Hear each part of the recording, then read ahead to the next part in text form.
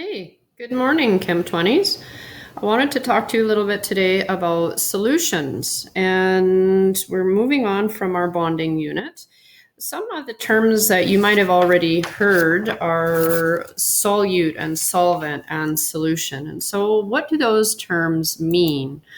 Well, a solution is a homogeneous mixture of substances composed of at least one solute and one solvent. What does that mean, homogeneous? It means uniform. It looks the same throughout. So a lot of solutions, saltwater solution, acid solution, they all look the same. They're clear, colorless, aqueous. They just look like water. And that means they're uniform. So water, as you know, has been called the universal solvent. It can dissolve a lot of things, not everything, obviously, but most of the reactions that occur are occurring in water. So in most solutions, the solvent is water. It's the substance that's doing the dissolving. The substance that's getting dissolved, that's what we term the solute. So many of you have made solutions before, right? Here's an example of a saltwater solution. Maybe you're doing it to gargle, you have a sore throat or something. So the solute, the powder, what's getting dissolved is the NaCl. And here it is in the spoon, it's a solid. Here is our solvent. It's H2O liquid. So our sodium chloride solute is getting dissolved in the solvent. Excuse me. So water is the solvent. So the state, when we write aqueous, that means that water is the solvent. The chemical, in this case, sodium chloride, table salt, is being dissolved in water. So the solute is sodium chloride. The solvent, what's doing the dissolving, is water. So we write this as an aqueous solution. Okay. You know already a couple of ways to test what is in a solution. We call these diagnostic tests. So I might have this clear looking solution, but how do I tell it apart from another clear looking solution? Well, these diagnostic tests are including tests to decide if there is an electrolyte present or not. So remember the conductivity meter that you dip into an aqueous solution, and if that little light on the conductivity meter glows, you have a positive conductivity test. Why? Because that solution conducts electricity. It is an electrolyte. The reason why is because it has ions in it. So it could be an ionic compound or it could be a molecular acid. Remember that acids have hydrogen ions, and so they would conduct electricity. So saltwater solution, we just talked about a lot of cleaning solutions, acids and bases around the house. Those are electrolytes. Non-electrolytes, on the other hand, do not conduct electricity. That little light would not glow. So it's a negative conductivity test. Why? Because the solution is molecular. There are no ions present. The solution stays as molecules. So ethanol, alcohol, is an example of that. It does not make ions in solution like salt water does or an acid. It is going to stay as molecules.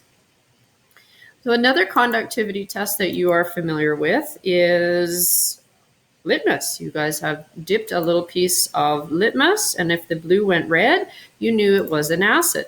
Why did the blue litmus go red? Because acids have hydrogen ions. If the litmus went from red to blue, the reason why is because it had hydroxide ions. So basic compounds are ionic and they have hydroxide. Now, neutral compounds, something like water or sodium chloride, salt water we just talked about, well, the blue stays blue and the red stays red for our litmus test because there's no hydrogen and there's no hydroxide. So here's an example of a little experiment, a little question where you are given some information. Here's this little evidence table. You have these 4 solutions. You know one of them as an acid. Another, sodium nitrate, is an ionic compound that is neutral. We've got a base that is lithium hydroxide, and then methanol that is a molecular compound that is neutral. So how do I know which solution is which? Here's these 4 solutions. So I'm going to have to look at the different tests. I've got red litmus. Did it go stay red or turn blue? Blue litmus, conductivity. And so you have to identify what is solution 1 and then justify the reason why. And so here's where you are doing a fair bit of work in justifying your answer. So for instance, solution 1 was methanol. So you would have got 1 mark for just saying, okay, well, I've identified that. I know that solution 1 is methanol. Now, here's where the majority of your marks are coming, and that is from your justification. Well, since there was no change in litmus, I know it's not an acid or a base. There's no hydrogen and no hydroxide. And so it had to be neutral. There was no change in color of my litmus. I also know that methanol is a non-electrolyte, and I knew that because it was not conductive. It is got no ions in it. It's a molecular compound. It stays as molecules. So you're going to go back to that little table and identify each of the solutions. And again, here's where most of your marks would come from if this was ever on a test, and that would be in justifying your answer. A few more questions here to go through. And then let's talk a little bit about qualitative and quantitative analysis. So you can do some tests to discover some information about the quality of the solution. So it's just what is in the solution, not how much. You don't know how much is in the solution, but just a quality. What is its color? What is the flame color of the ions that make up that solution? Not telling you how much of that ion there is. It's just telling you if an ion is present or not. So you might have heard the term quality. It's a characteristic of something, right? A quality of one of your friends is they're kind or they're funny. It doesn't tell you how much kindness that person has or how funny that person has, how much of that quantity, right? It's just they have this certain characteristic around them. And that's what a quality means. Qualitative just is, well, here's a flame test. Ooh, look, it went green. Well, then I bet that either barium ions are present or maybe copper ions were present. It tells me this thing is present, but it doesn't tell me how much of the thing is present. Okay, likewise, if I look at the color of a solution, it's not telling me how much is in that solution of chromium or cobalt or copper. It's just telling me, well, look, it's a purple color, and so therefore it must have a certain ion in it. So you can look up this information on page 6 and page 11 of your data booklet. So we're just going to briefly turn there and have a peek at those pages. So here's page 6. You got your solubility table, and then at the bottom of page 6, it's got your different flame colors.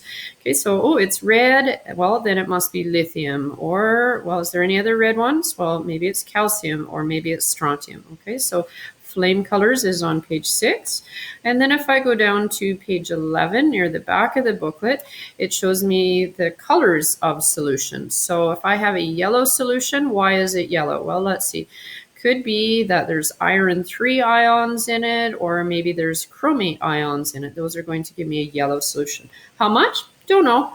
All it does is it tells me that there is some of this particular ion in the solution. Okay, so another thing that we can look at to be able to, and again, this is a qualitative test, is let's say that I had 2 aqueous solutions. So here's my little beaker that I'm drawing, and here's another one. And oh no, I was making up the solutions and I forgot to label which one was which. I know one of them is strontium nitrate and one is lithium nitrate, but they both look colorless and they don't look any different. So how would I be able to tell these 2 solutions apart?